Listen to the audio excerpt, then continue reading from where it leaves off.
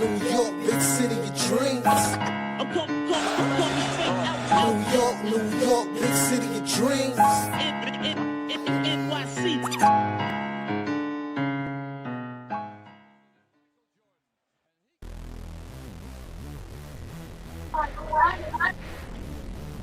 What's going on? This is Jay Ellis from the Knick of Time Show, here giving you that Knicks talk just in the nick of time. And guess what? I know we didn't have Mitchell Robinson. I know we didn't have Karl Anthony Towns. I know we didn't have Josh Hart, but it doesn't matter because the Knicks still beat the Pacers in a thriller, 114-113, and we had contributions from a few places. OG Anunoby gives you 16 points, 2 steals, and 6 rebounds. Mikal Bridges gives you 22 points, 8 rebounds, and 5 assists. Clarkson once again saves our butts off the bench and drops a quick 18 points. Jalen Brunson gives you 25 points, 7 assists, 7 rebounds, 3 steals, and guess what? Those 7 rebounds, 4 of them was offensive, and Tyler Kolek has a game with career high 16 points and 11 assists on the night. The Knicks, they lose the rebounding battle, they lose the turnover battle, they lose the free throw battle, and they still end up winning the game because we're winners, man. We always find a way. And that's why you love this team, man. So we're going to talk about it. The good, the bad, the ugly, and the Tyler Kolek coming out game. We're going to talk about it, all right? Before I do, I'm going to introduce you to the man, the myth, the legend, the guy with the stats and the facts. Ryan G in the building. Big body Brunson for the win. Woo. Kolek Hive. I am officially a member. I was on the border. I was on the border, and I was advocating for Kolek from early to be the backup point guard. But these last couple of games, he sealed it. He's the backup point guard. I'm on Kolek Hive. Let's go. It's beyond backup point guard, but we're gonna talk about it. All right, it's beyond that. It's beyond that, Ryan. And of course, you already know it is our ex-AAU coach, our girl B, the motivator. What's good, B? Indiana's a team that I love to beat, so almost doesn't count. We got through. A win's a win. Let's talk about it, please. Let's talk about it. And listen, there's been a lot of debate about the importance or non-importance of the NBA Cup. You do not have this Tyler Kolek game without the NBA Cup, because this is what the NBA Cup does. The NBA Cups raises the level of competition to playoff intensity. And because we saw Tyler Kolek close out a game during the NBA Cup, benching Mikal Bridges, doing his thing in tight games in the final moments, scoring 14 points and diming people up, there is momentum. There is carryover. There's a confidence booster coming from that game into this game, where all of a sudden he has his first double of the season, and now he's confident. And now all of a sudden he's a calming presence. He's diming people up, he's shooting shots, and he's playing defense all at the same time. And here's the thing about Tyler Kolek that I love. It's not even just about the assist. It's how he gets the assist. He sees the passing windows quicker than most people see it. And when he sees the passing windows, he doesn't just give you the ball where you are. He leads you to where he wants you to be, into that open space. So like, he's the ultimate point guard, very cerebral, can think the game. He's a passing gift that surpasses anybody else on this team. And there was a point in this game where I didn't even want him taking out the game. I did not want this man taking out the game. I was like, can we play him a whole second half, please? And thank you. So, this is Tyler Kolek coming out party. We're way past trading him for Jose Alvarado. We're past any of these trading conversations. If the New York Knicks trade Tyler Kolek, I'm throwing my desk. I'm breaking my TV. I might quit the show for like a week. I'm not gonna hold you. Like, really? Can we max? Is it too early to max him? Is it too early to max him? Can we give him an extension? Can we vote him into the All-Star game? Like, this is where I'm at right now with it. All right, like I'm with it, man. Tyler Koleck Hive. We've been saying we needed a facilitator, a pass first point, a a pass first point guard for this long to play alongside with Jalen Brunson. We finally have one. Thank goodness for Tyler Kolek. Whew. Love the man. Love the man. I'm sorry. We got ourselves a nasty white boy, damn it. Finally. I don't know. What are your thoughts, Ryan? Because he was early on Tyler, man. Facts. Well, he just confirming my hot take from the other day when I said that he's gonna have at least one game where he's gonna step up and have a major performance for these Knicks when it counts. And the NBA Cup game he had one, and this Pacers game he had one too. And here's the thing, man, like the Knicks were down early in this game. They started very sloppy. Like the Knicks looked like a team that had no chemistry. Like dudes were not familiar with each other. There was no offense really being ran. It's just dudes just trying to like guess, like, all right, I guess like this player's gonna go here, that player's gonna go there. You know, let me pass the ball here, pass the ball there. Like there was no chemistry within that first starting unit. Right. And every time Tyler Kolek came in the game, it's like Tyler Kolek turned the game on his head. Every time he got into the game. Every time. Yeah, he was finding his teammates, and then on top of that, it's like the growth in his offensive game as well. Like now he's having the confidence to take his shots when he sees fit. And it's like Tyler Kolek went from, you know, rookie player to all of a sudden now he's Marquette Tyler Kolek. He's barbecue chicken Tyler Kolek right now, where he's just picking defense apart with his passing and just seeing the game. You know, the game has slowed down for him, and you can tell like now he sees the game much better than he did, and he just picked the Pacers apart tonight. Like if it wasn't for Tyler Kolek, the Knicks would have lost this game. They would have lost this game because the Knicks couldn't find an answer. Even with Brunson on the court, like the Knicks could not find an answer for the Pacers. The Pacers were just killing them, and every time he got into the game, he just turned the momentum around and shifted into the Knicks' favor. Like for example, when he came to the game in the second half, I think the Knicks were down like 16 or 14 at the time, but they were down. And as soon as he came into the game, he knocked in that big three, and I think cut the lead to 10. Yes. And from then on, it was like the Knicks regained momentum to come back into this game, and you have to give him his props, man. Like he stepped up, big performance again, 2 games in a row, 16 points, 11 assists. He's played himself into the rotation. Now when you have Miles McBride and now when you have Shamet and come back, you cannot take him out the rotation. Nope. He solidified his spot. So Mike Brown, I don't know what you're going to do, my guy, but you're going to have to do something because you can't take this man out the rotation. He's solidified himself now. Nah. If I see a DNP next to Tyler Kolek's name from here on out, I'm throwing something. I'm writing David Dolan himself. Oh, man. Go ahead, B. The only way I'm giving up Tyler Kolek is if we get no if we're getting those 4 or 5 first round picks back. It's the only thing. Yes, Princess. I'm only gonna take. It's okay. I'm gonna take Tyler Kolek because this is I'm always high on getting guys who played college basketball. A lot of people aren't because they feel they should come in and get it immediately. And sometimes a lot of players play past their prime because they're still playing in college. But this is the guy, because of college, we're now seeing all he needed was the opportunity to play. And I'm glad Mike Brown is giving him that because he showed us, like you said, Marquette. I don't know if anybody hasn't seen him. As soon as we drafted him, that's the first thing I do. Went on Google, did my homework, and I'm like, oh, this guy, we got us a bad white boy. And if you look, Peyton Pritchard was that guy last year. TJ McCollum was that guy for the Pacers. There's always that white boy that just gives you a headache, and I'm glad we finally got one because he doesn't seem like a fluke at this time. Like you guys said, this is now a back-to-back. And there was times where even in the beginning of the season when he played a little bit of it, he gave us a little bit of hope. That's why some people were like, wait a minute, hold on. We kind of went back and forth with that, but now it's fully confirmed to us that he is it.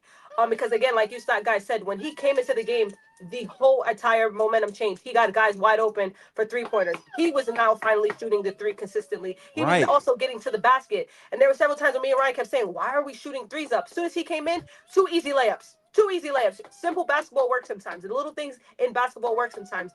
And I'm glad that he showed that because when he came in, the dimes were it wasn't crazy dimes. Nothing like, I know we like to call him Steve Nash and Mavic and all those type guys, but he doesn't do the flashy passes. He makes the simple pass, the smart pass. And sometimes that's what you need to do in basketball, the easy, simple play. So again, Tyler, I was never I was always back and forth too, Ryan. I'm not gonna lie to you, but my thing was never the talent. I never had an issue with Tyler. I saw the talent. Me, it was always preparation. I kept asking myself, is he ready? And when Mike Brown put him into those games, I think he showed I'm ready. So I'm glad that we now have a backup point guard who shows that when Jalen Brunson sits, he can play. And the thing is, I don't even care when Jalen Brunson sits because when they play together, I think Jalen Brunson plays better with Tyler Kolek because absolutely. Yeah. Again, we keep talking about a facilitator. I'm big on facilitating point guards, but when Jalen Brunson doesn't have to be the facilitator and he can just focus on his offense, he's a different type of player because we already know his bag. That's why we won the game too. So, gosh, we'll get into Jalen Brunson's game because it was also 6-7-ish today. But oh my god. Oh damn. We don't get there without Tyler or Brunson. So I like when Tyler's in the game and he allows Brunson to just worry about what he's amazing at, which is offense. And he allows someone to help facilitate everybody else and get everybody else open. So Tyler Kolek, unless you're giving us 5-6 picks, no thank you. He stays with us. And yes, I would hate to be Mike Brown next month in a couple months because how you get Shamet, Miles, and keep him playing, I don't know. But that's something we'll figure out in a little bit. I'm gonna answer that question for you, B. You don't. All right. You don't. Everybody can't play. We're not playing 13 deep. There's somebody's gonna have to sit their ass on the bench, and it definitely ain't gonna be Tyler Kolek. I'll tell you that. I'm a week ago. I was like, Kolek's playing better. But when Miles comes back and Shan goes back, it's back to DMPs. You go, nope, not anymore. That ship has sailed. That man has played himself into rotation, and when you see Mikal Bridges struggling in the first half and he's getting him easy buckets, getting him hot, when you're seeing Tre Jemison getting dunks and easy layups because of the setup from Tyler Kolek in the pick and roll, when you see him just making everybody else around him better to the point where everybody's staying home and now he's getting wide open layups, you have to keep finding minutes for these guys. And even during the cup, Tyler Kolek had a one big play during the cup versus the Spurs where he dimed up Jalen Brunson for a corner three for a big shot. I was actually hoping I saw a little bit of that today. But we didn't. We did see him get a big pass to OG and Anunoby for a big shot though. But when you had that weapon on there, you can't DMP him. You can't. You just that ship is hell. He's in the rotation. But let's get to that conversation before we get to the rest of the part of the game, because we will talk about the rest of the part of the game, the defense, the people who didn't play and all that other stuff. But before we get to that, I just want to ask you guys, like, based on what you've seen, right, with everybody healthy, who do you feel is not going to play? Because I feel like somebody is not going to play. And I have an answer to that question in my brain. And it sucks because I really like this guy. He's grown on me. But when I'm looking at who should be benched, I can only come up with one answer. Ryan G, what is your answer? I want to see if we have the same. I want to say one. If I go 1, 2, 3, say the name at the same time. We'll see if we say the same name. All right. 1, 2, 3. Shamet. Okay. Yeah. Shamet. Yeah. And bodily, Yabusele, we not even gonna get started on that dude. Because that dude, he's getting DMPs from here on out. That was an obvious answer, but but we're talking about the less obvious answer. Yeah. So why Shamet? Why Shamet? Yeah, but because I'm looking at the lineups right now, so you're gonna have, when everybody's healthy, it's gonna be Cat, OG, Hart, Bridges, Brunson. That's the starting 5. Bench is definitely gonna be Mitch. It's definitely going to be Miles. You can't bench Miles no matter what. With the way Miles been playing, you can't bench him. So it's going to be Mitch, Miles. Kolek has played himself into the rotation. You can't bench Kolek either. So that's 8 right there. 9. All right, who am I forgetting? Okay, you got Mitch. Jordan Clarkson. Yeah, Clarkson, that's 9. You're not going to bench Clarkson either. So that's 9 right there. I don't know if Mike Brown's gonna want to go 10 deep. Maybe if he goes 10 deep, maybe you can probably give Shamet some minutes as that 10th guy. But you might. I after the Yabusele, listen.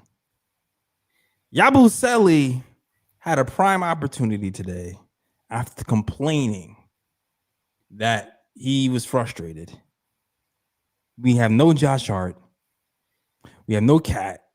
There's minutes to go around, and you got beat by Diawara. You were so bad. I mean, you started off promising, but the turnovers killed you. The lack of defense killed you. And you were the lowest plus minus on the team. At this point, I think everybody would agree we're all done with Yabusele. And I'm not even saying that Diawara deserves to play big minutes or anything like that, but we can give Diawara Yabusele's 5 minutes a game. That's where I'm at with it. Wholeheartedly. At this point, I would rather see any Knick play before Yabusele, even Daddy. Like, yo, Yabusele should be at the end of the bench. He should be getting water for the players on the bench. I'm done with this dude. Like, no, he needs to go. Leon Rose, I don't know what you got to do because this dude's value must be like below bottom of the barrel right now. If you have to trade him for a pack of peanuts, lucky you get a second round pick. I don't know what you got to do, but nah, this dude can't be on the team past the trade deadline. But in Leon, we trust. Maybe Leon pulls a magic trick and he gets some value back for Yabusele. I don't know, but nah, at this point, I'm done with dude.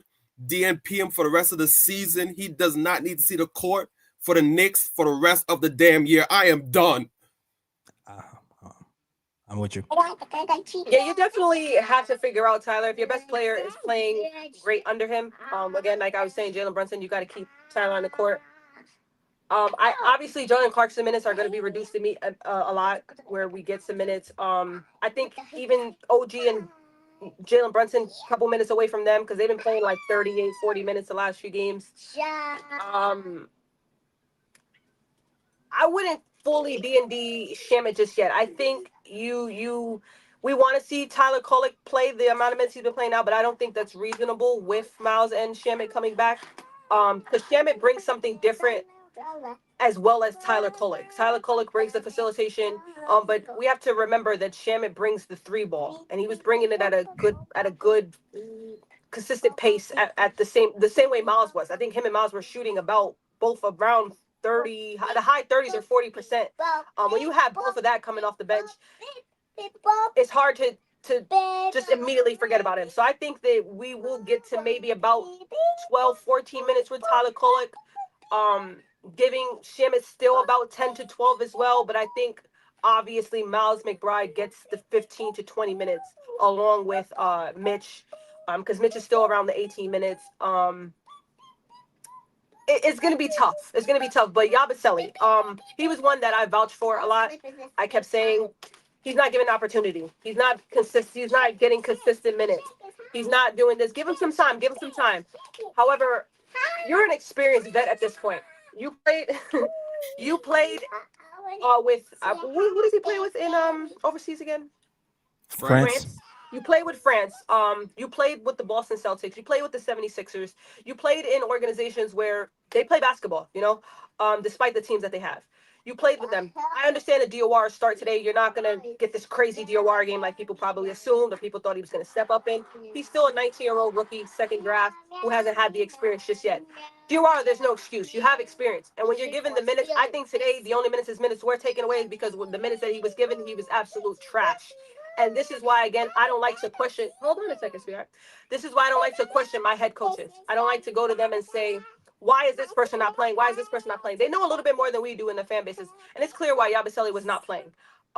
Because, again, when he keeps given opportunities, whether it be small or big, he can't even hit a three-pointer consistently. And that is his game. That is something that I want us to trade for, a three-point shooter. And I'm going to give him a little bit of grace, and I'll just say he doesn't fit with our system. I think that's what his issue is right now. I just think he doesn't fit with our system at this time. I don't think it's necessarily his talent. I don't think it's his heart, his hustle. I just think he don't fit. And we have to have somebody who else fits. But people who do fit is Shamet, Miles, and Tyler, and you got to figure out how to keep them in and keep them rolling. Because she don't fit in our system either, but we'll keep the ball rolling. Let's keep it going. Yeah. You know why I'm going to say I get why it's tough? to not to say sit Shamet, but I feel like Shamet and McBride do the same thing. I think that's why I'm going McBride. Like both of them are 3-point snipers. Both of those guys are tenacious defenders. I might give Deuce the edge on point of attack defense because of the way he navigates screens. And I feel like Deuce is having his best 3-point shooting season of his career. He's like, I think he was top. What is he top 8 in offensive rating before he got hurt? I think he was like top 8 in 3-point percentage in general, and was able to create off the dribble as well. It's a tough problem. It's a good problem to have when you have so much talent that you don't know what to do with it. But I would edge out Deuce McBride. I don't know what you guys think in the chat. If we're bugging, if you feel like it's Shamet, let us know if we bugging. But that's the way I see it. And it doesn't mean that Shamet is a bad player, because he's absolutely not a bad player. Like, I feel like he's doing well for this Knicks. It's just there's a lot of people having their best season at the same time. And it makes it rough. It makes it rough for sure. You want to say something, Ryan? I feel like you do. No, I was just saying, yeah, definitely. I think for the Knicks, and basically, like, when you're trying to win a championship, you need a team that's deep. And right now, the Knicks are very deep as a team. The Knicks have 11, 12 guys on the roster where a lot of these guys can start for different teams in the league coming off the bench. And you have other guys that, can step up when, the team has injuries. So the Knicks are in a really good spot right now. Like, you would want to be in a spot where you're trying to figure out your rotation and you have so many guys that can play ball. You're having trouble figuring out, like, well, who's the 9 or who's the 10 that I'm going to play every single game. So the Knicks are in a good spot right now, and you need a deep team to win championships. Like, look at the teams that's won championships these last few years. They've all had deep teams. They all can go like 9, 10 deep easy. So the Knicks have a great conundrum at the moment with how the roster's set up. For real. And listen, speaking of roster setup, Jordan Clarkson once again saved us. The Knicks in general, I'm not gonna lie, defensively, we fell off a cliff. We did not play our usual Knicks defense. I mean, and a lot of that had to do with we had a lot of people who never played together, and I feel like that messes with your continuity. That messes with your communication on defense, where you kind of rely on instincts and players playing together. Also, like the turnovers, high turnovers. Yabu had a few. I think Brunson might have had a couple. But I feel like our continuity was kind of broken, and it showed on the defensive end. That's why we went down 16 points in the first half to come back to cut it to 3, and then 15 points again in the third quarter to come back and take the lead. And the guys who were helping us take the lead once again, they just keep saving us. They just keep doing it. Tyler Kolek once again helped us take the lead in that third quarter and actually got us the lead. He got us the lead while Jalen Brunson was on the bench. And once again, Jordan Clarkson had a heroic game, shooting multiple threes and hitting big shots for us and taking to the hole. So we would not be once again in this position without the bench, who scored 42 points off the bench. And when you're missing this many guys, it is a blessing to have 42 points come off the bench, especially considering we're missing Deuce McBride, we're missing Josh Hart, and we're missing half our players. So great job by our bench and Jordan Clarkson, who did a good job hitting his 18 points. And I know B like I feel like a fraud if I'm the one who bigs up Jordan Clarkson, because I'm probably the out of the pecking order of Jordan Clarkson fans on this program, I'm probably last. and I do appreciate what he does, because we do need a scorer. We do need somebody who can get buckets on off the bench. I do see the needs for somebody who doesn't have a conscience, who's just going to come in gunning. Especially considering in that fourth quarter, you'll notice like people just keep passing the ball to Brunson in the fourth quarter. They don't even look at the basket sometimes. And so, and in those moments, I appreciate Jordan Clarkson, because he's not just going to dribble the ball just to look at Brunson to bail you out. So I do like the importance. I do appreciate the importance of Jordan Clarkson. But also, I just want to get your opinions on the Jordan Clarkson game. And I'm gonna start off. I'm gonna just talk about B because I know B was the Jordan Clarkson cheerleader here. Well, first I'm gonna give a big shout out to Lee. He's the biggest Jordan Clarkson fan. He's a guy that, along with that annoying white boy, you need a daredevil on your team. There's a couple guys on other teams where you look over and they're not scared. I think Nembhard was that guy for the Pacers. He wasn't scared to take a couple shots either outside of Tyrese Halliburton and Pau Siakam. I didn't see that much in Mathurin last year. I think Mathurin is more of a, if my time, he's kind of a, I wouldn't compare the players in style, by the way. I'm not comparing their styles. I'm just comparing the type of things that they do. Right. I think Mathurin's more like a Mikal, that if it's going, cool. But if it's not, I'm going to do whatever else I do. But Jordan Clarkson's a daredevil. He's a guy that is not scared. So today, I was shocked. Like you guys told me today, he made 5 threes. I didn't see the 5 threes. I saw like 3 threes. So that's a silent killer you want like that. The guy who's going to keep shooting the ball, who's not scared to take the shot. And you need someone who is, when it's hot, it's hot. And today it was one of those games. Let him cook. Let him cook. He is the guy where I watch the game and I'm like, ugh. But when it's going in, you're like, he can bring it again. So I'm not anything Jordan Clarkson does, it doesn't bother me. He's a guy, another one where he's kind of in the Karl Towns factor for me. It doesn't bother me. They don't bother me what they do because they do what they do. And when they do it well. It's not just average either. It's very good what they do. And when it's bad, it's very bad. Just like Karl Towns. When Karl's playing bad, it's like, oh, hell no. But when they're playing good, it's not even average. Like even in the Mikal game today, it was average, but it was like, all right. Same thing with OG. It's all right. But when they're playing really good, it's like, wow. It's like, wow. It's not just a regular old game. It's like one of those games that changed the dynamic. And that's what he did too. Not only did Tyler and Jordan save us in the cup, they saved them in this game too. Because again, I know as you guys are watching, I hate the Indiana Pacers. I know Tyrese was waiting to look at us, be like, without me, y'all still can't beat us. Without us, you still can't beat us. And it felt good to just get in there and get back. And I don't think we win this game without, yes, of course, Jalen Brunson hitting that game winner, but we don't get that game winning option without without Jordan Clarkson coming into games and doing what he does. I told you, he makes a career of being hot and cold. He does not make a career of being a consistent player. If that was the case, Jordan Clarkson would be on a $20 million deal. We wouldn't even be able to afford him because he would have been a guy that everybody would have looked at. We must have him. We need him. And they would have threw a bag at him. But a lot of people, hesitated with him probably because he's getting a little older in age. He's a guy who comes off the bench. And right. We don't really know what he's going to do, and we don't really need that right now. So I'm glad we took the risk on him this year.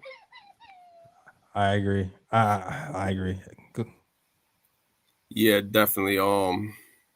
It's one of those things where it's like Knicks got kind of lucky because Jordan Clarkson was coming from Utah, where there wasn't really much value for him because Utah's a bad team, and when he was in Utah, he would just come into games and chuck shots and things of that nature. So the Knicks were able to get him on the cheap, because he's coming from a bad situation in Utah. And Clarkson is one of those guys where he comes in the mold of like a J.R. Smith, Lou Williams, guys like that, where, when they come into the game, it's just no conscience. If the shot's there, they're chucking it up. And like, B said, when it's going good, it's extremely good. These guys will fill it up quickly within the minutes they play. But when it's bad, it's extremely bad. But tonight was one of those very good games for Clarkson. He just pretty much carried the momentum from the NBA Cup, that fourth quarter. He carried it into this game. It was knocking his threes. And, yeah, his threes played a big part as to why the Knicks were able to hang in this game. And also feel like, when he plays with guys like Tyler Kolek, that'll look for, look for other players and get him wide open shots. I feel like that's what Jordan Clarkson excels as well, because Jordan Clarkson doesn't have to have the ball in his hand and create all the time. Like sometimes he can just receive that pass and hit that open three. So yeah, Clarkson had a great game today. 18 points, 5 of 9 from 3. Definitely got to give him his props. He's one of the reasons why the Knicks were able to hang in the game. Nah, for real. Like I started off the show talking about the battles we lost. Like for all intents and purposes, we shouldn't have won this game. Because when you talk about, I'm gonna go back to the old school Tom Thibodeau isms. We lost everything that Tom Thibodeau says to win the game. We didn't do. All right, we got out rebounded. I think it was 50, 60, 54. Yeah, got a rebound. Yeah. Yep, we turned the ball over more than they did. Okay, I think we had 7 turnovers in the first quarter. We had 16 turnovers. They had 14 turnovers. As B would say, we didn't hit free throws, so we shot free throws bad. All right. 57% from the free throw line, 11 to 19, and they went 16 to 18. We should not have won this game. Really, we shouldn't have. But what the great damn equalizer has been the damn 3-point shot. And funny enough, the guy who's been the worst 3-point shooter on the team for maybe a week and a half shoots plus 50% from 3. Jordan Clarkson shot 55% from 3, 5 of 9. And that was one of the big differences of the game. And then, of course, you got Tyler Kolek, who shot 2 for 4. So, man, when you need a scorer, when you need what a did Jalen bailout. Brunson shoot from 3 today? Oh, he was disgusting. Yeah. He was disgusting. But guess what? He hit the most important 3 of the game. And I see, look, you threw the Tyler Kolek assist, but I don't even know it. All right. Yeah, Brunson was 3 of 8 from 3.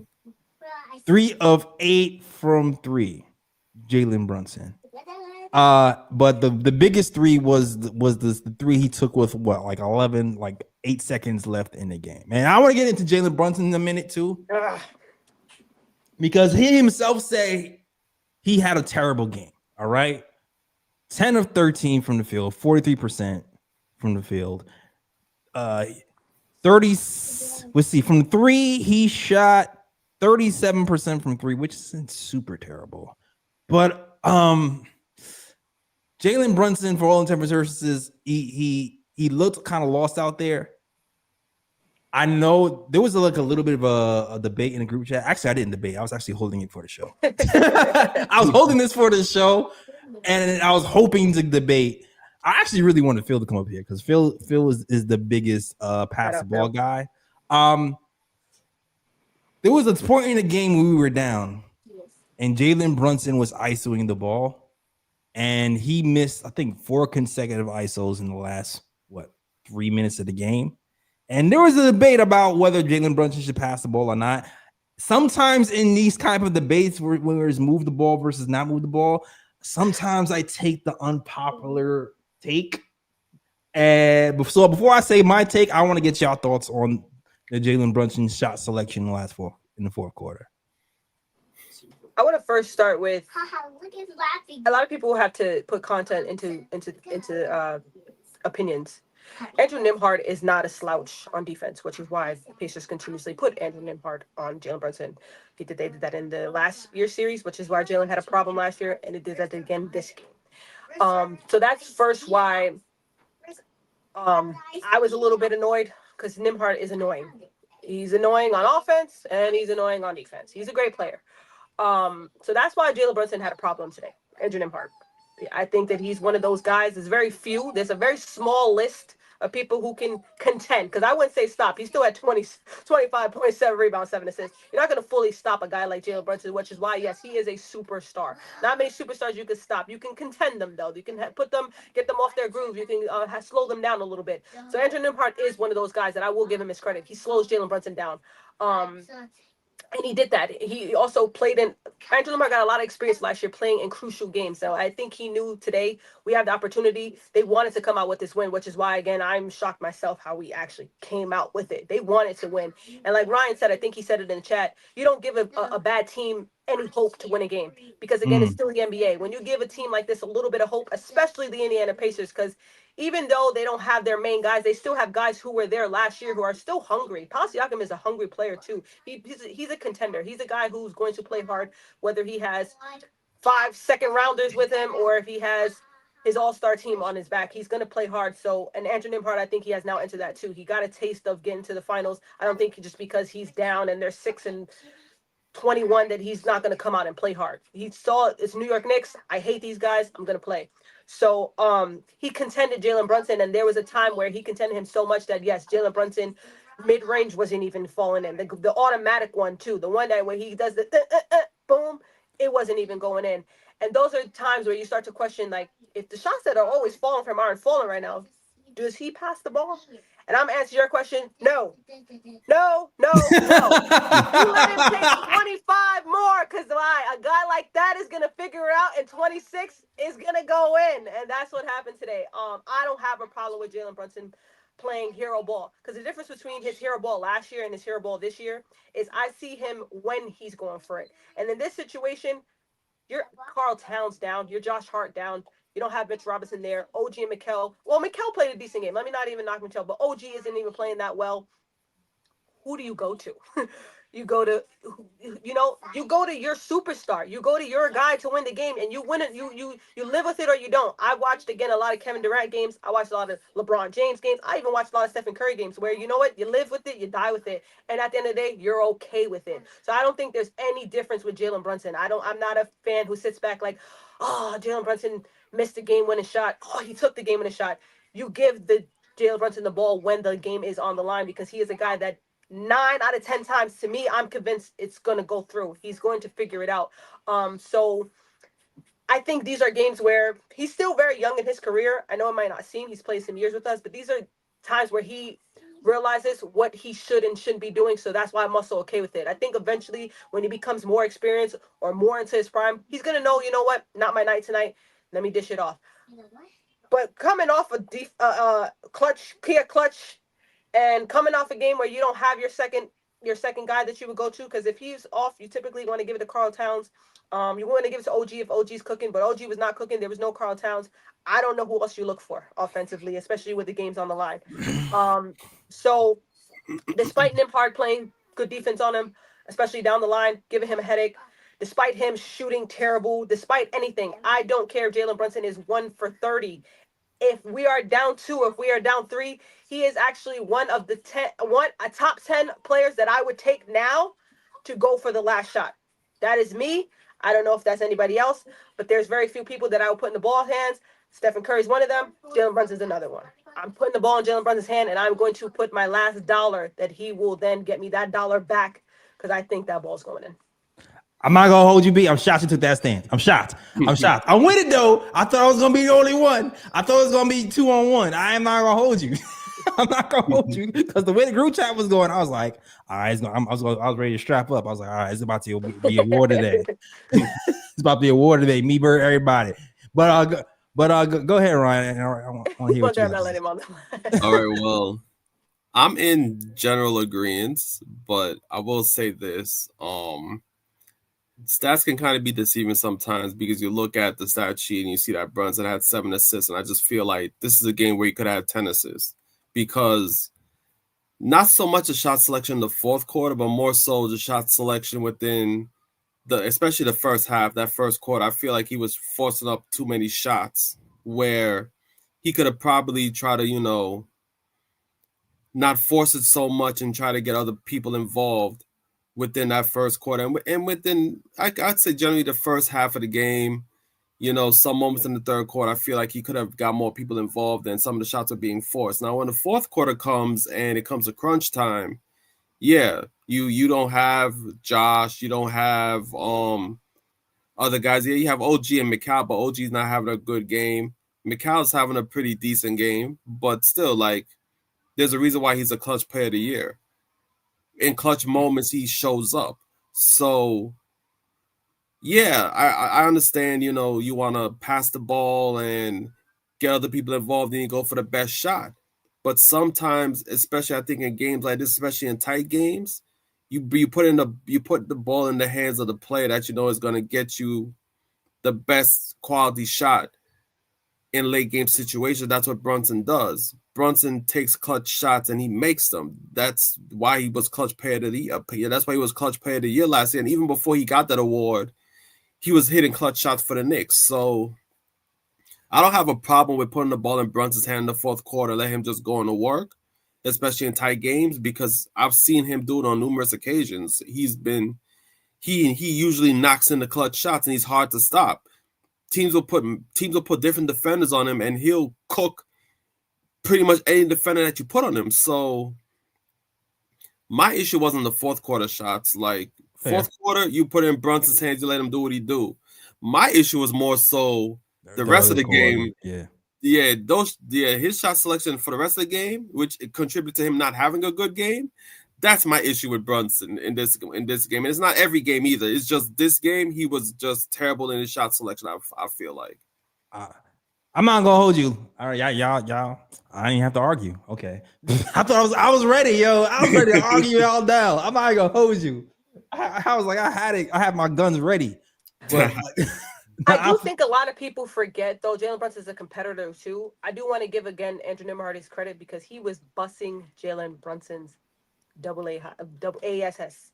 He was bussing his ASS, and I think he's the type of guy that if you're gonna bust mine, pause, I'm gonna bust yours back. So I think that's also what played into it too. I think if Nembhard wasn't having such a crazy game, he would have facilitated more. That's just me, just probably overthinking about it a little bit. But I think he realized Nembhard is killing, and if I'm not gonna be able to stop him defensively, I got to do something offensively, and that's what he does. So I think that's played a little bit into it. I don't know, maybe that's just the Virgo in us. I don't know, because I know if you're gonna do something, I'm gonna do it a little bit better. That's the mother mentality. That's just how we roll. That's how I got. Okay. But I think that's also I wanted to add that in. I do apologize. I did want to say I think that's where also the forcing came. I think that he kind of like the Ingram battle that he had. We're gonna go blow for blow, then, bro. I think that I've seen Jalen Brunson do that a few times with players that somebody on the other end is gonna go, I gotta punch back. I get that. And you know what it is for me with this game too, and I think B kind of hit it on the head with me. Is where else were you going in that situation? Like when I'm looking at the game, I'm not just looking at the game. I'm looking at body language. I'm looking at where people eyes are going.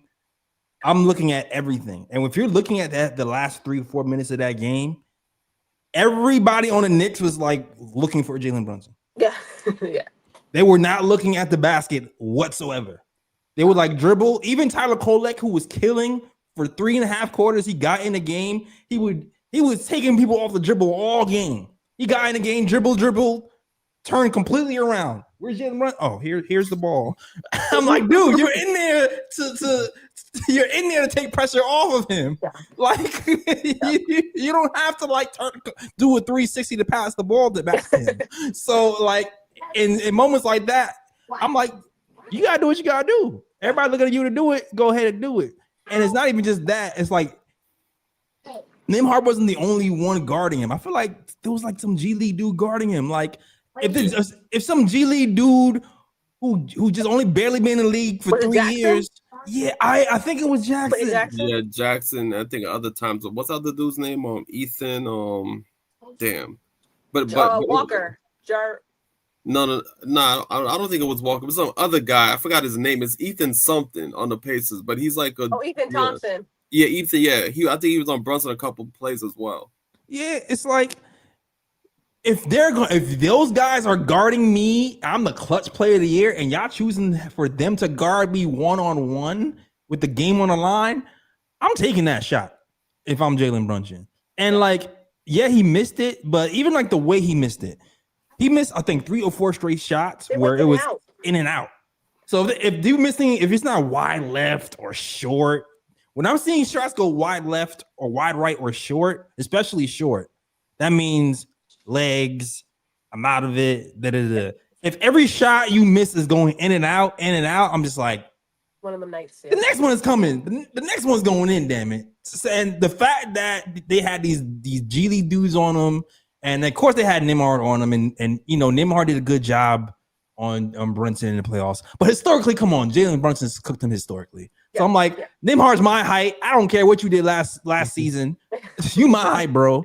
I be cooking people 6'7". I'm gonna cook you too, like a Thanksgiving turkey.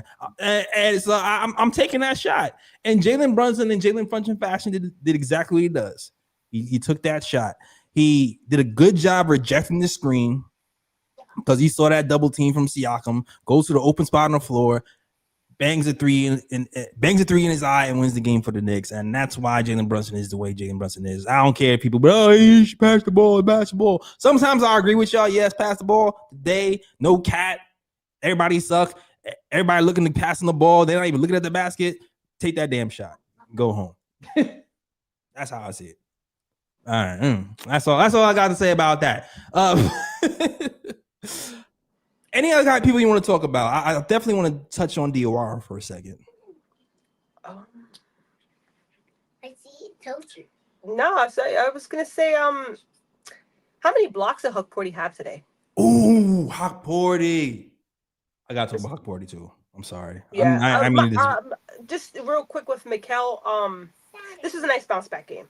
I was saying to you guys that I know you guys there was somebody who said in the chat, we got OG tonight. And I'm like, yeah, OG will be OG, but and no, somebody said, we also have Mikal, and I'm like, forget Mikal. He's in the doghouse with me because again, if you guys know, I'm a big Mikal. Right. Yeah. One of my favorite Knicks. Of course, Jalen Brunson is number one, but after Jalen Brunson, I vouch for Mikal Bridges.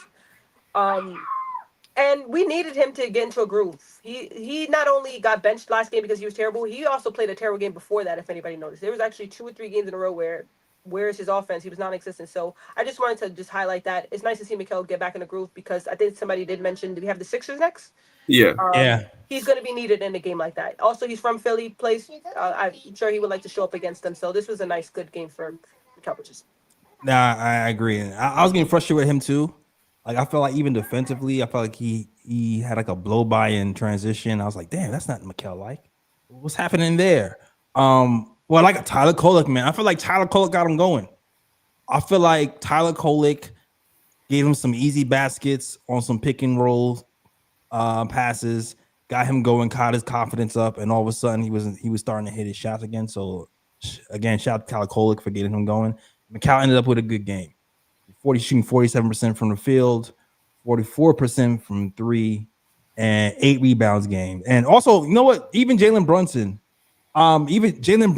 wasn't shooting well, but do you know who had the most offensive rebounds on the team today? I gotta look that up because I'm not even sure off the top of my head. Was it Jalen Brunson? If I remember correctly, it is Jalen Brunson. Because it was like every time he missed a shot, he kept. Jalen Brunson. Yeah. Jalen Brunson had 3 offensive rebounds today. Him and Tyler Koleck flirted with a triple double. Yeah. 25, 7, and 7. 3 offensive rebounds, 3 steals from Jalen Brunson. So he was trying to get the hard hat. I feel like he's the only one who didn't get the hard hat. So he's like, nah, I'm going for it, son. 3 steals. But the hard hat didn't go to Jalen Brunson today. The hard hat went to Tre Jemison III. Tre Jemison Hive, stand up. All 6 of us. Let's go. Tre Jemison 2 and 2 from the field. Level of verticality, great. All right. Screen setter like a brick wall. Okay. Was frustrating. What's that tall, goofy dude who shoots threes? Frustrated him. Huff. Huff. Yeah, frustrated Huff trying to those threes today. Huff trying to punk him. It's like, nah, son, ain't punking me for a rebound. Lost that battle. Shout out to Tre Jemison. Sometimes you watch the game, but you do miss things. Maybe you blink a little bit, or you go to get a drink or something. Why did Tre Jemison win the hard hat today? Could some of you guys remind me? Because he played. He played solid defense in a game where not much solid defense was played in. So I mean, yeah, I think he was in. I think he was in the game during like a crucial time when the game was turning. But to truth be told, like Huck was amazing too. Huck had 2 blocks. Huck's blocks are kind of devastating sometimes because you don't really always see them coming. Like he reminds me, his timing sometimes he's like a more athletic, and I'm not saying his game is like Kylo Quinn. I'm saying his blocks where you don't see them coming is like Kylo Quinn because of the timing. Because he just looks at you, bow, hits you with the block, and the timing is impeccable. So I really liked Huck's game today and frustrated the Pacers too with that flagrant foul call on him. Definitely. But the bench, Huck, Tre Jemison, Diawara all kind of stepped up today. They not offensively really. They just kind of plugged and played their role on defense, especially that last play of the game where they went with the all defensive lineup and OG got the big steal to seal the game. I think they all did well. And Diawara, Offensively, you need help, my guy. I'm not gonna hold you. I'm not gonna hold you. I was screaming for Diawara minutes. Offensively, you're not functional at this moment in time. I feel like people kind of been telling him though to go to the hole and drive more and be aggressive because he's been going to the hole soft for the first half of the game. So I've noticed he's been going hard at the hole for the past few times, and he's been doing that. But he seems unsure what he wants to do with the ball when he's dribbling sometimes, and it causes turnovers. Even though he flashes some good passes, I feel like he still has like a little bit of a confidence issue when it comes to his decision making. But defensively, he was good. He's been solid. He's always in the right spot defensively, and that's why I want him to get a certain amount of minutes. But right now, get those 5 Yabusele spot minutes. Yeah, and I think Mike Brown showed a lot of trust in Diawara as well, because not only did he start him, but also at the beginning of the game, he had Diawara at point of attack defense as well. He had him guarding them hard to start the game. So I think that shows Mike Brown's trust in him and trust in his defense that, he's able to shut down the point of attack on offense. So I think that was also big as well. His offense does need some help. He's not really aware on offense and knows what to do as of yet, but defensively, I think he was solid. I even think he guarded Siakam well, although Siakam got 2 buckets on him, but that's only because Siakam just got in the shot. Sometimes you play good defense and your opponent scores, and you can't do nothing about that. But I even think he played good defense on Siakam as well in a couple of moments that he was guarding him. So overall, it's just a matter of him just developing on the offensive side of the ball, working his 3-point shot, work on, what to do with the ball when the ball's in his hands, because the skill is there. I think his handle is pretty decent. He has some athleticism to where, when he drives to the basket, he can, pretty much finish at the rim. He's not somebody that you can easily just, stop like that on the perimeter when he drives. So it's just a matter of him just putting it together on offense. That's going to take reps. That's going to take minutes and reps. But besides that, defensively, I thought he did a pretty solid job. I agree. I agree. And B kind of mentioned this earlier. This is just a good game for our young guys to get their feet wet. We just came off the Cup game. It's a back-to-back. The Pacers are the bottom feeders of the league, 29th in offense. Not very good. 6 wins. Let the young pups try some moves out on them. Like, you tired of beating y'all up in practice? Go practice. Get some live practice when the game counts on somebody else. So this is a good game to kind of test that out and see where everybody stands. And like the thing about being a New York fan, there isn't much patience. Again, it's clear that we've been hungry for a championship, and this is nice to know that we finally have a team that could contend for one. Because even though, despite we were hungry for championships, it wasn't realistic before the Brunson era that we had a team that could actually get us there. Randall and them gave us a little bit of flashes. We knew we could make playoffs again, and it was nice, but we never really felt, at least I didn't. I like to be delusional a little bit, but I'm not that delusional because I still watch basketball at the end of the day. And when you put your fandom aside, you realize that wasn't going to be someone, no knock to him, that wasn't going to be a guy who took us to the glory. Yes, we could in a second. So the thing about rookies that I get a little frustrated with is that we're not patient with them. And it's hard to be patient with them. So when I hear play the kids, during a contention time, it's hard for me to get with it, because it's like, when do you play them then? Do you play them in a cup against the Spurs and allow them to make mistakes? Do you play them against Detroit to knock us to possibly taking the 1 seed? Do you play them against the Cavs on Christmas Day when we get bragging rights? You don't play guys like that in those times when you're trying to contend. You just don't. So it's unfortunate there are only a few amount of games that we can't play them. And shout out to Mike Brown for knowing when the opportunity is to play them, because this was a great opportunity for them. Again, like you said, Pacers are playing really bad basketball right now. And actually, I've actually been following the Pacers. They have the 6 wins that they do have were against some good teams. So I do want to give them a little bit. They do play hard, because they still have a good coach at the end of the day, which is why Boston is playing well too.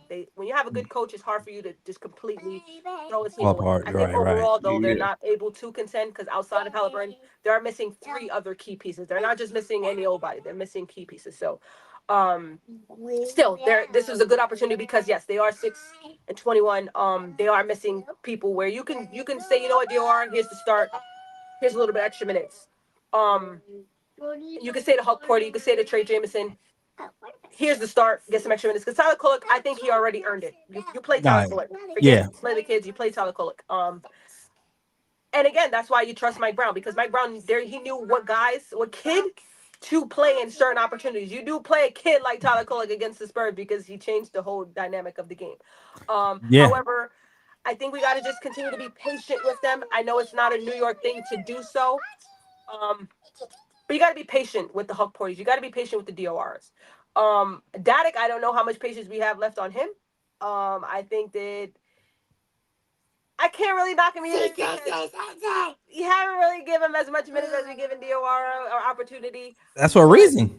There are some people, yes, that you just, when you know, you don't. Again, I coached.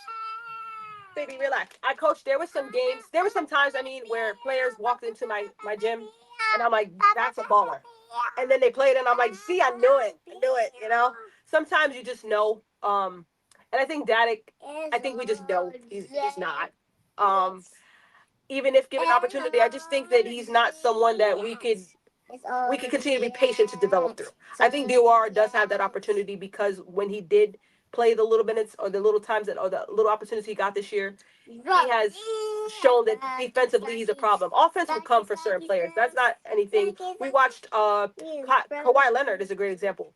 He was terrible offensively when he first came into the league. Terrible. And he eventually got his offense together. And I think the reason why he was able to get that opportunity was because he was good defensively. So I think Diawara could not compare him to Kawhi yet. So just hold on a second. But I think we keep being patient with him because there's something that you can't teach. I don't think you could teach defense to a lot of people. I think you either got it or you don't. So Diawara, I just want us to be patient. It's hard for us to do so when we're contending right now. And I think we gotta know when to play the kids. When we weren't contending, you play the kids, but we're contending right now. I don't know how many people you want out there making mistakes. You don't want 4 or 5 guys making mistakes because again today how we pulled that through, I don't know, because there was several mistakes, and it's because we were playing guys who don't really have the experience just yet. The only guy we had experience was OG, Mikal, and Brunson. Outside of that, Jordan Clarkson, he hasn't played on a contender ever in his career. Tyler Kolek, this was his first back-to-backs where he's able to get it. Yabusele, the Sixers were trash last year. They weren't very good, which is why he played a lot. After that, a lot of mistakes, a lot of turnovers during the game. Missing free throws was simply because these are things where you get games like this under their belt so that they could be experienced. And by the way, It was also nice, I want to say to Huck Porty, to see a center who has a nice free throw form and possibly get a free throw win. So shout out to him for making his free throw. I think it was just one today. Yeah, it was one. Made two. Yeah, made two. The form was nice. I was like, oh, he possibly could get this. Yeah, for sure he can. Yeah, Dadier is. I think it's obvious the front office has kind of chosen the Diawara over Dadier. And to be clear, I don't feel I'm not done with Dadier because but I do feel like I do feel like the front office might be done with Dadier. I just feel like he's still too young to be like you're done. But at the same time, when you have somebody who's also a wing, who is switchable, who is athletic, who has a motor like Diawara, and his defensive IQ already seems to be higher than Combs, you kind of have to go with that when you are a championship contending team and you don't have that many slots to develop young players. Or if you have 2 similar guys, you kind of have to pick one and go with that. And I feel like that might be where we're at this point. Which is why Diawara right now is over Dadier. But we'll see what happens with Dadier. Maybe he'll be here by deadline, maybe he's not. I feel like he's too young to say he's gonna be out the league or whatever. He's still like someone can still develop him and he'll be better years later. But right now, as of today, is definitely Diawara over Dadia for me. All right. So yeah, that's it. Anything else you guys want to mention? We kind of touched on Huck Porty playing defense, getting blocks, showing that tenacity. I feel like his offensive game hasn't come around yet. We talked about Tre Jemison's rebounding. We talked about Clarkson. I feel like we took Yabusele 11 minutes, lowest plus minus on the team. Got Diawara got more minutes than him. That's a telling sign. Tyler Kolek taking the next step. We never trading Tyler Kolek. Probably going to max him, extend him today. That's what I'm saying. I don't know. I'm thinking max and Kolek. I think we talked about it. I think we did it. Yeah. I see. Man, I seen Fritz say, "I need to talk about Giannis." I've been trying to avoid that topic, bro. I'm not gonna hold shit. I've been trying to avoid that topic like the plague. If y'all want to talk about it, go ahead. McCullough played today. He's not injured, by the way. Someone asked if McCullough. He played today. Yeah, he played 1 second. Yeah, like pretty much like 2 seconds. Yeah. By the way, I don't think Daddick's done with the league. Again, I just think that we found his replacement in Diawara. We can't be patient with Daddick and Diawara. That's all. So if we are gonna get his opportunity, he got to go do it elsewhere. I think his time in New York is up with Yabusele. Refresh me on what.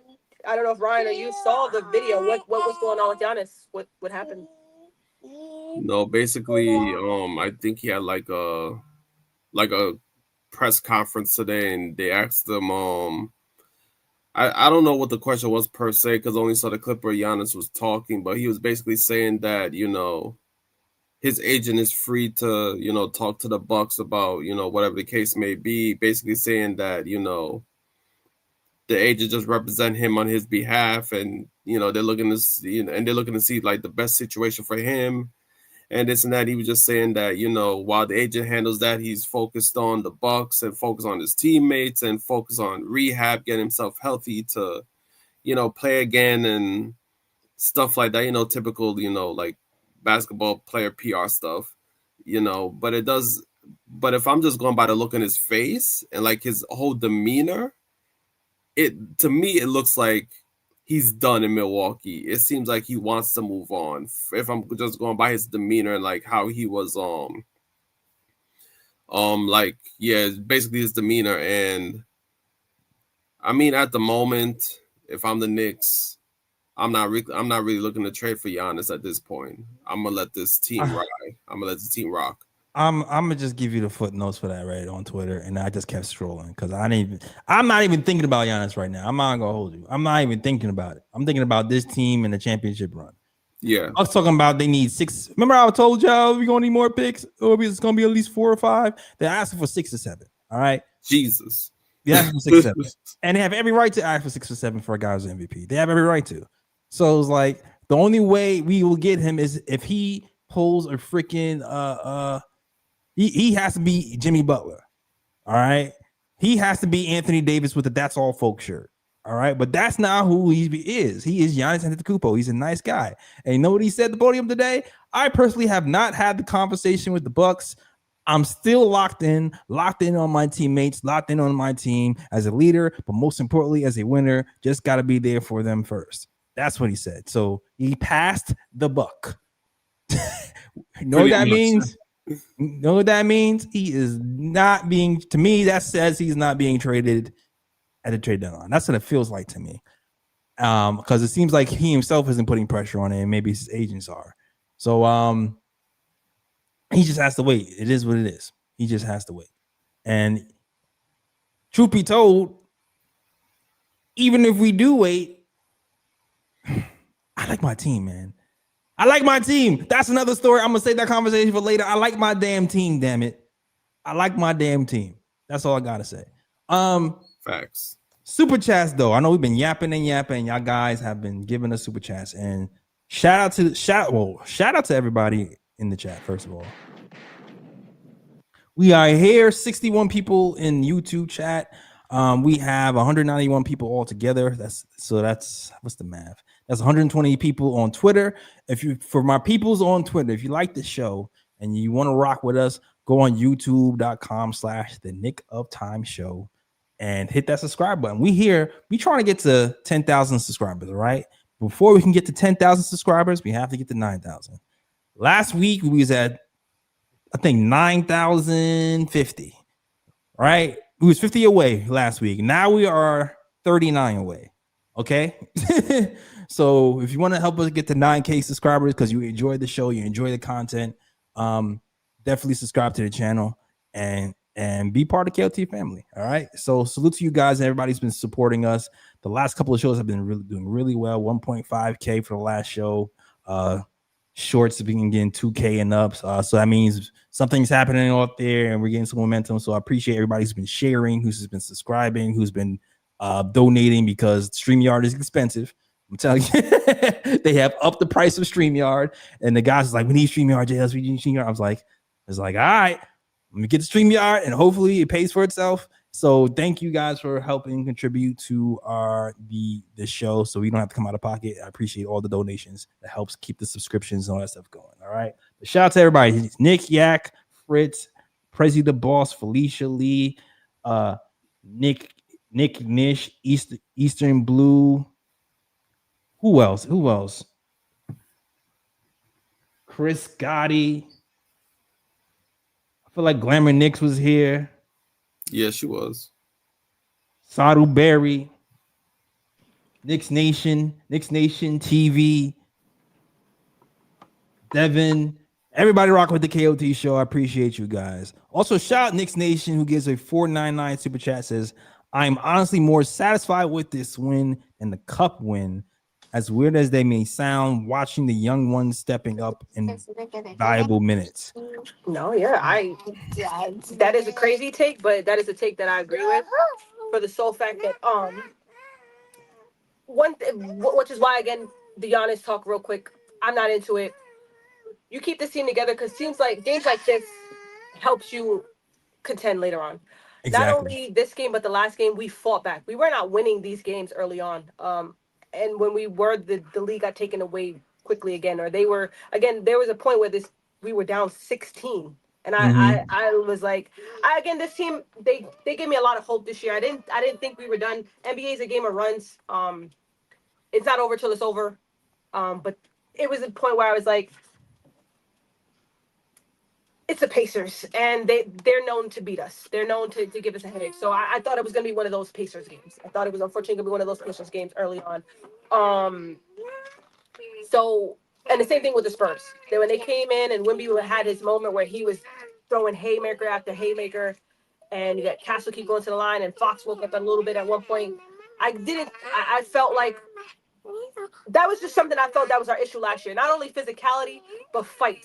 There was a lot of times, besides the Boston series, that I saw us down and I saw a lot of times we just hung our head. Like, all right, that's the game.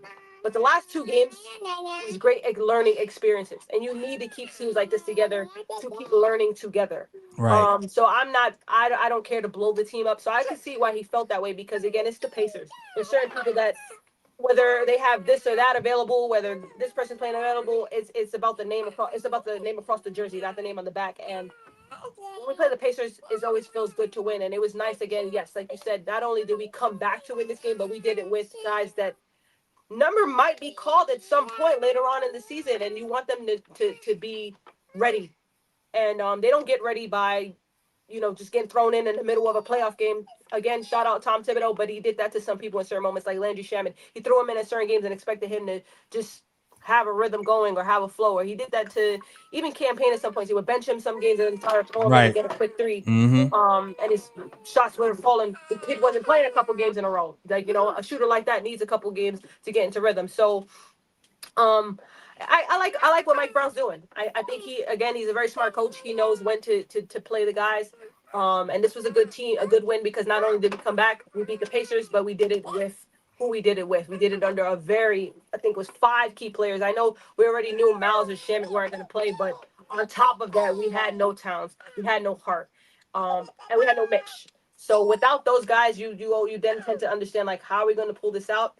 I mean, besides Jalen Brunson, it is hard to think how we're going to win this game. So I agree. This was a good win, and I'm not big on blowing this up, because as the games go on, there's little things that we're learning how to do.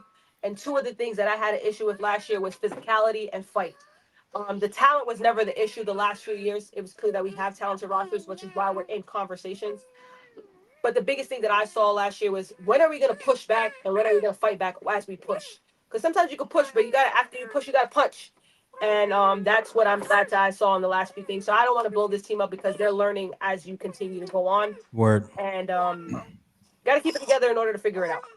I feel you. I mean, I don't completely agree with them because I do feel like the fact that we're playing a Western Conference team, the fact that we're playing Wimby's and Alien, the fact that the competition is a higher caliber is kind of why I like the cup, because I feel like it's data.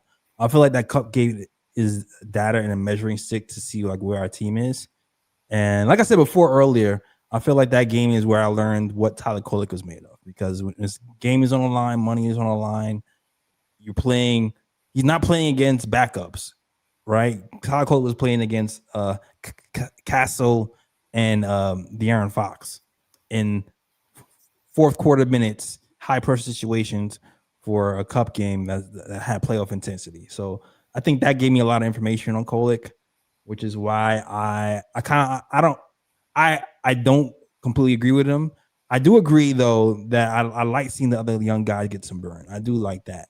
But I do feel like that cup game I enjoyed a little bit more, but I did enjoy this game. I did enjoy this game a lot because of what we learned about the other guys and seeing just where they are in their development. It was good to confirm or not confirm. All right. Also, shout out to let's see. Shout out to Bonner Lee, who sent in a 199 super chat, says the defense will make the clutch stops. Appreciate that. Yep, they do. Appreciate that. All right, yo. I think we talked about enough. When Lee is here tomorrow, I feel like we're gonna have more of a conversation about what do we have tomorrow? The 76ers. But after that, I was looking up France players to see if I did not know Joakim Noah was from France. I think he's from France. He's born in the U.S., but he has French heritage. Like I think his father. Did he ever play for them in the like? I never even seen him play for them. Did he play for them? No, I think he was born in. No, I don't think he's born in them. He wasn't born in France, but he has French heritage. Yeah, I think his father's French. Yeah, exactly. By the way, that list is very short though. A lot of French players do not pan out in the NBA. When they do, they're typically Hall of Famers or NBA champions. So we gotta take a little with a grain of salt. But yeah, it's been all downhill since French. But hopefully that turns around. Hopefully that turns around. All right. But yeah, when Lee is here tomorrow, we'll get back to. I think we're going to talk more about the big situation, because Yabusele is obviously to me out the door. I definitely saw some things from Ian Begley. He mentioned a few people that we can go after, and so I think it'll be good to have that conversation tomorrow with Lee and everybody else. All right, so stay tuned tomorrow when we talk about Knicks versus Sixers, and we'll talk about the available backup bigs that could be available outside of Yabusele. All right, yo, that's the show. Thank you guys for watching. Shout out to everybody who came in. Nick Nish, Saddleberry. I saw somebody say something a little bit later. Anna Grill, shout out to you. East Blue Drew, Mighty Masu. Everybody rock with the show. And Gamer Channel, shout out to Gamer Channel, man, because he was active before. Shout out to Gamer Channel as well. D Grant. I'm trying to get everybody before I leave. All right. B, let them know they can find you, B. Sporty Spice, that's SPORTY SPICCE. If you don't see me on Twitter talking, you guys see me with the KOT family. Thank you guys for rocking with me and my crazy lady. All right. And Ryan G, let them know they can find you, sir. You can find me on Twitter at Ryan G KOT. You can also find me on Instagram at Sir G is chilling. Sir G is chilling. That's SIR. G is CHILLIN. And I do have a couple broad picks as well before we go. Okay.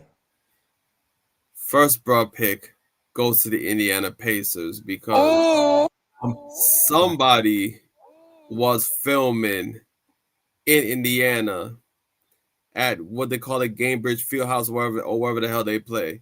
So basically, before the game, the Pacers hung up a banner saying "Beat the Knicks," and then right after the game was over, that banner disappeared at the end of the game. Bruh. Of course it disappeared. So, first bro pick goes to the Indiana Pacers, and the second bro pick, I'm sorry that I have to do this because I'm not a guy that likes bashing other players. But the second bro pick goes to Bronny James because I don't know if y'all saw the highlights, but he played a G League game the other day, and he looked absolutely terrible in that game. From shots to turnovers, it looked ugly to the point where I think NBA Central, the one who acts as NBA Central, but then I actually NBA Central, but they had a post and they said that Bronny James has been reassigned to Sierra Canyon High School based on that one game. How terrible he looked. Damn. It sucks. It sucks to be a Legends son, and woo, you can't suck in peace, bro. That's wild. For real.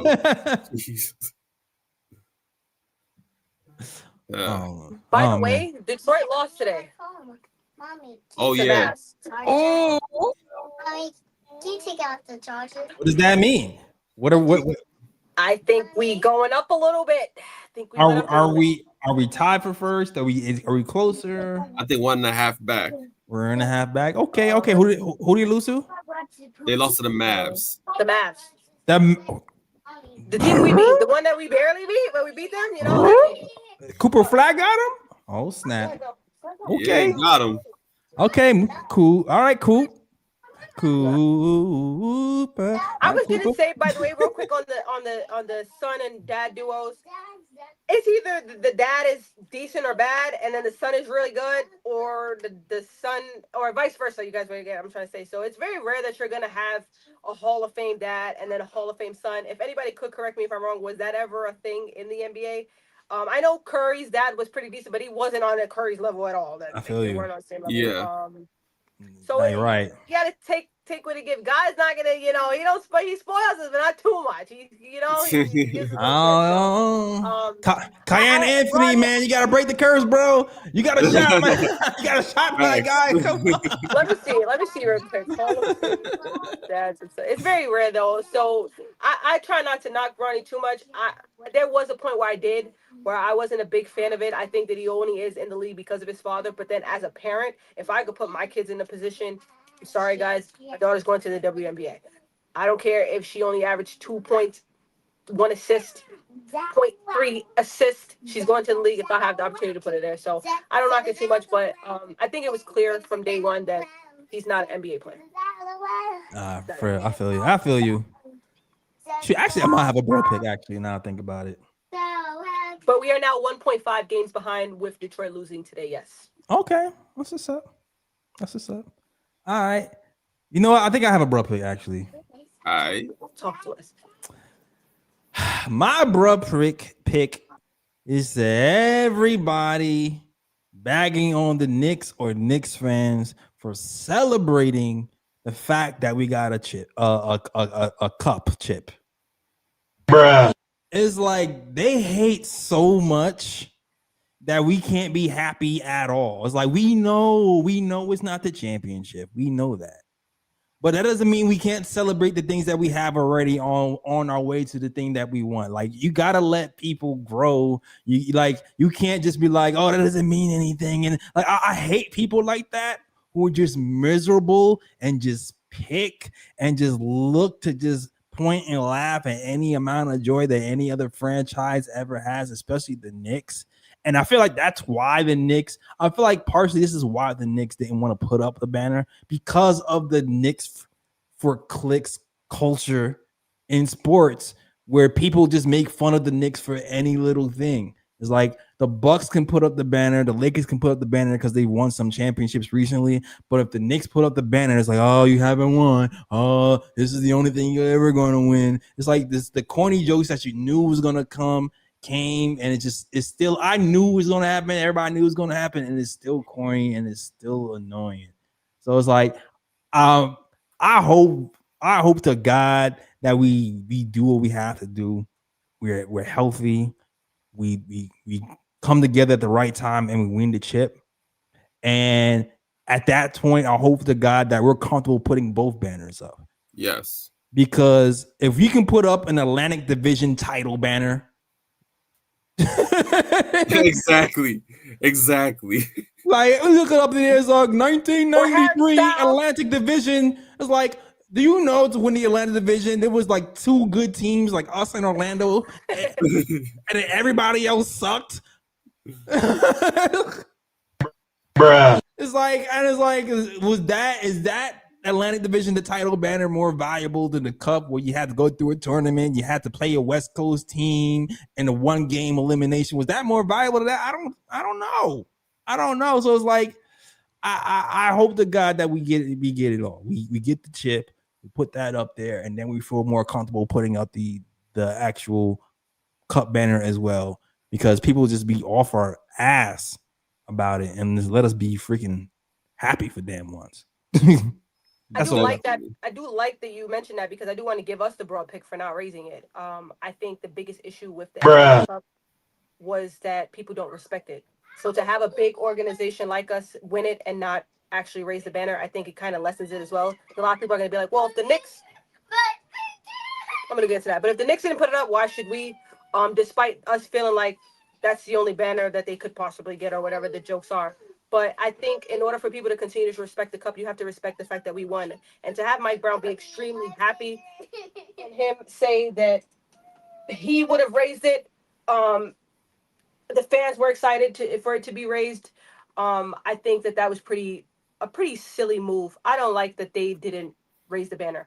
I think when you're put in a position to win and you actually go out and win it, you celebrate things like that, because it's a new thing. I know a lot of people say, oh, the cup doesn't matter, this isn't that, but doing stuff like this kind of adds to the factor of people not taking the cup serious. So I think that that's pretty silly of us to do something like that. And I did want to also broad pick people who say that we can't beat West teams, or we can't beat Detroit again. Last time I checked, we beat Detroit the last time we played them, so that's our bragging rights.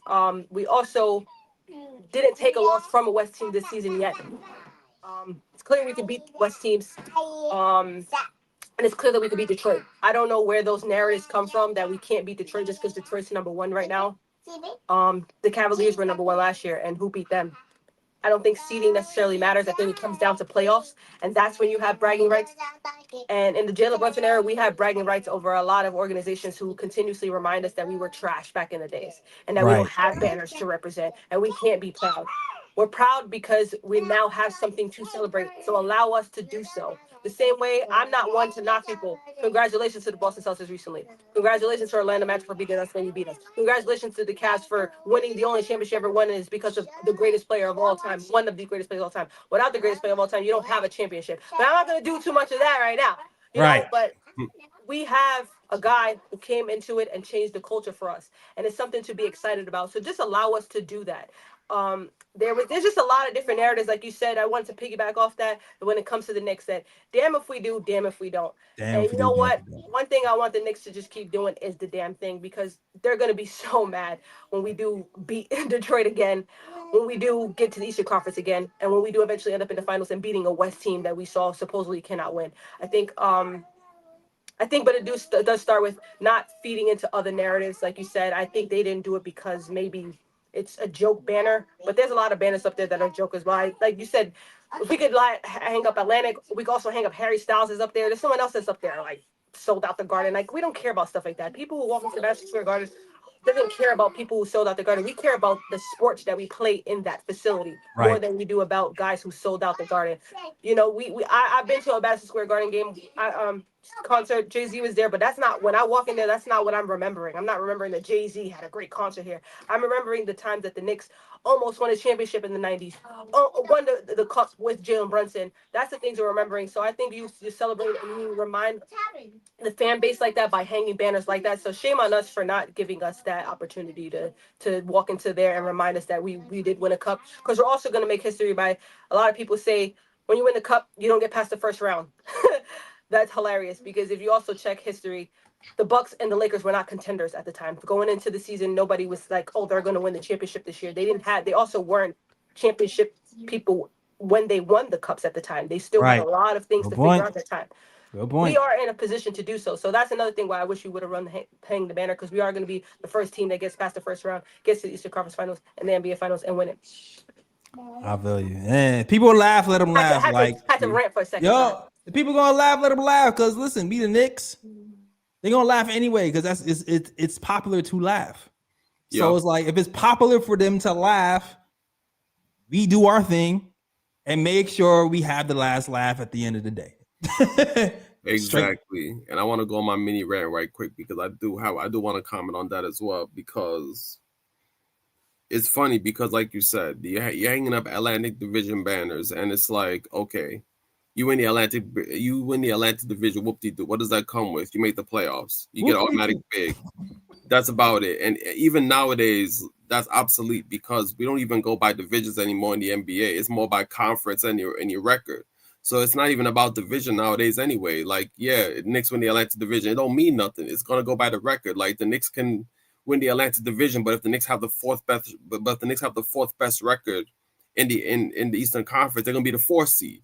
The win division is not gonna do anything for the Knicks. Right. So it's like if you can hang up division banners, how are you not gonna hang up an NBA Cup banner where the Knicks actually went through a tournament where it's 1 game elimination and you're facing tough teams on top of that to get to that cup title?